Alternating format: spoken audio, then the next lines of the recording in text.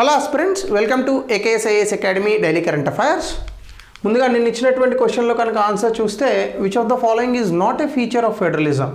It is the result of the agreement among the federal units. అట్లా ఏం కాదు, రాజ్యాంగం నుంచి వచ్చింది. సో రాజ్యాంగం నుంచి మనం స్వీకరించాం, అంతేగాని రాష్ట్ర ప్రభుత్వాలు ఒప్పుకోవాల్సినటువంటి అవసరం ఏం లేదు. So answer is D. అలాగే before we go to the session, if you are looking for UPSC admissions for the 2026 and also November 2025 batch, atlagane group 1 and group 2 for both Telangana and Andhra Pradesh in both Telugu and English medium, you can call to the below number. So ఈరోజు topic వచ్చేసి ఐక్యరాజ్య సమితి తీసుకొచ్చి 80 సంవత్సరాలు అయింది. 1945లో league of నేషన్స్గా వచ్చినటువంటి ఐక్యరాజ్య సమితి 2025 ఇప్పుడు యునైటెడ్ నేషన్స్గా పిలువబడుతుంది. ఆఫ్ కోర్స్ ప్రపంచ శాంతిని కాపాడడంలో ఐక్యరాజ్య సమితి యొక్క పాత్ర చాలా అద్భుతమైనటువంటి పాత్ర. ఎందుకంటే మొదటి ప్రపంచ యుద్ధం 1914 నుంచి 1918, రెండవ ప్రపంచ యుద్ధం 1939 నుంచి 1945. అంటే 1918 తర్వాత 1939కి మీకు కేవలం 21 సంవత్సరాలు మాత్రమే గ్యాప్ ఉంది. అంటే మొదటి ప్రపంచ యుద్ధానికి రెండవ ప్రపంచ యుద్ధానికి ఉన్నటువంటి గ్యాప్ కేవలం 20 సంవత్సరాలు మాత్రమే. వేరాజ్ మూడవ ప్రపంచ యుద్ధం రాకుండా ఖచ్చితంగా ఐక్యరాజ్య సమితి యొక్క పాత్ర చాలా అద్భుతమైనటువంటిది, అనర్విచయమైనటువంటిది. సో అయితే ఇక్కడ మనం అర్థం చేసుకోవాల్సినటువంటి అంశం ఏంటంటే, ఇటువంటి ఐక్యరాజ్య సమితిలో కూడా ఇప్పుడు ఇటీవల కాలంలో చాలా ఇబ్బందులు వస్తున్నాయి. ముఖ్యంగా ఐక్యరాజ్య సమితిలో రిఫార్మ్స్ కావాలని కొన్ని దేశాలు, ఐక్యరాజ్య సమితినే తక్కువ చేయాలనేటటువంటి అమెరికా యొక్క భావన, ఐక్యరాజ్య సమితికి సపోర్ట్ చేస్తున్నటువంటి ఐరోపా, అలాగే భారత్, అలాగే ఐక్యరాజ్య సమితిలో కూడా తన ఇన్ఫ్లుయెన్స్ని వాడుకోవాలని అనుకున్నటువంటి చైనా. సో ఇలా ఐక్యరాజ్య సమితిలో కూడా ఇబ్బందులు, సవాళ్ళు ఇవన్నీ కూడా ఉన్నాయి. సో ఈ 80 సంవత్సరాల్లో ఐక్యరాజ్య సమితి సాధించినటువంటిది ఒక ఎత్తు అయితే, ఈ రానున్నటువంటి కాలంలో ఐక్యరాజ్య సమితి యొక్క పాత్ర in preserving the peace of the world అనేటటువంటిది రెండవ అంశం. సో దీనికి సంబంధించి ముందుగా ఐక్యరాజ్య సమితి 80 సంవత్సరాలు అయింది 2025కి. సో 1945లో వచ్చింది ఇది. ఖచ్చితంగా ప్రపంచవ్యాప్తంగా ప్రపంచ శాంతి, అట్లాగనే భద్రత, అట్లాగనే యుద్ధాలను నివారించడం, ఇది దీని యొక్క ముఖ్య ఉద్దేశం. ఒక పీస్ కీపింగ్ ఆర్గనైజేషన్గా కూడా ఇప్పుడు, అంటే శాంతిని పెంపొందించేటటువంటి ఒక వ్యవస్థగా ఐక్యరాజ్య సమితి పేరుగాంచింది.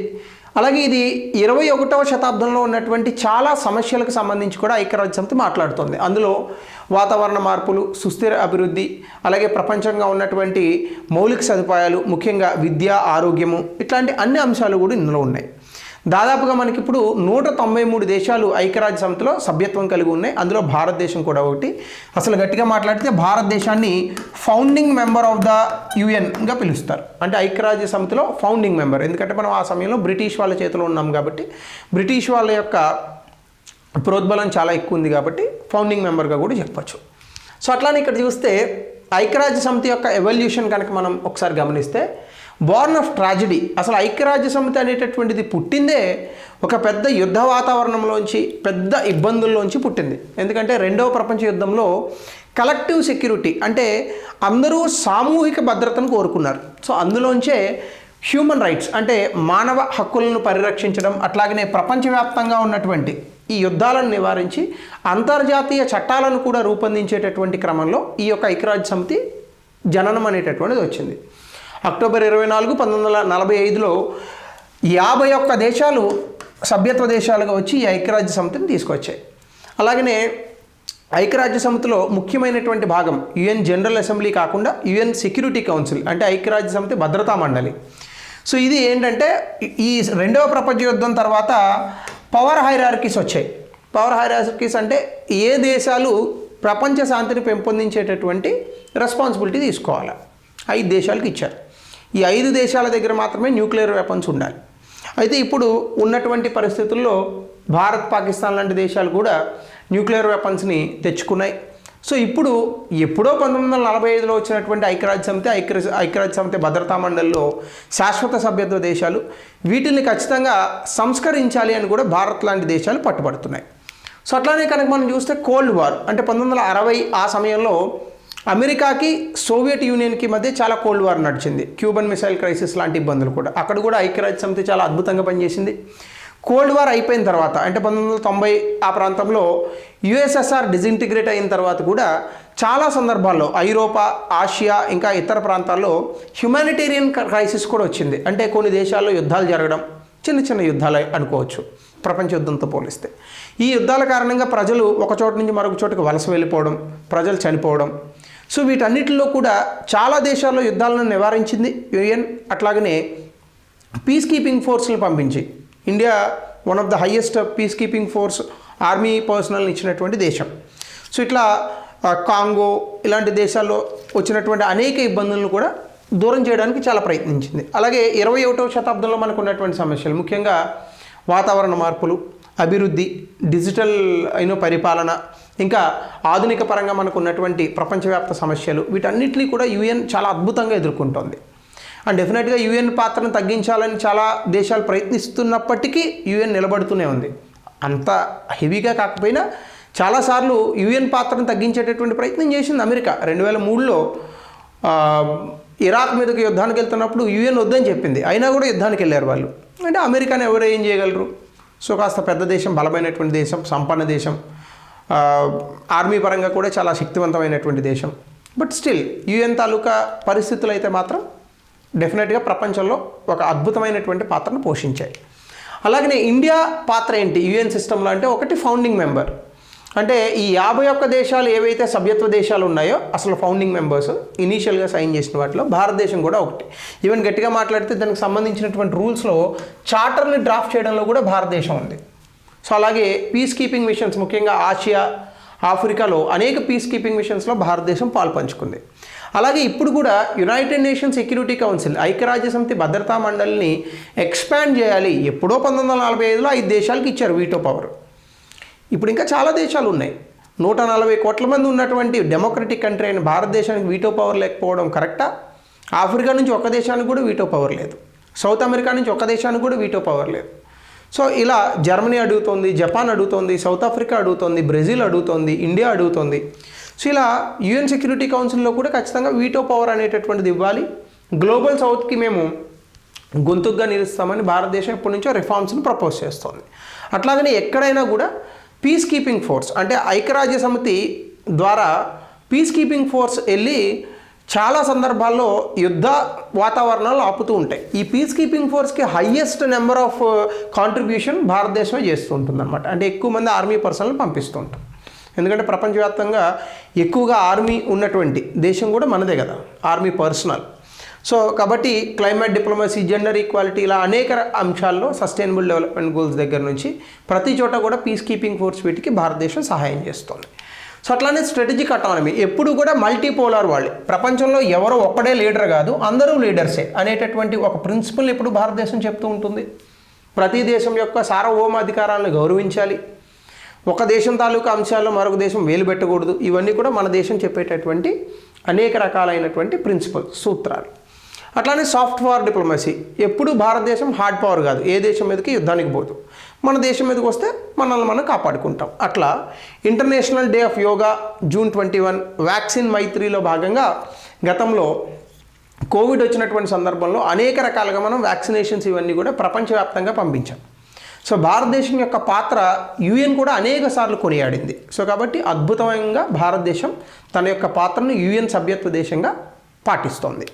సో అట్లానే రెలవెన్స్, ఇప్పుడు యుఎన్ తాలూకా రెలవెన్స్ ఎట్లుందంటే ఖచ్చితంగా United Nations human rights security council, world food programme, world health organization ఇవన్నీ యుఎన్లో భాగమే.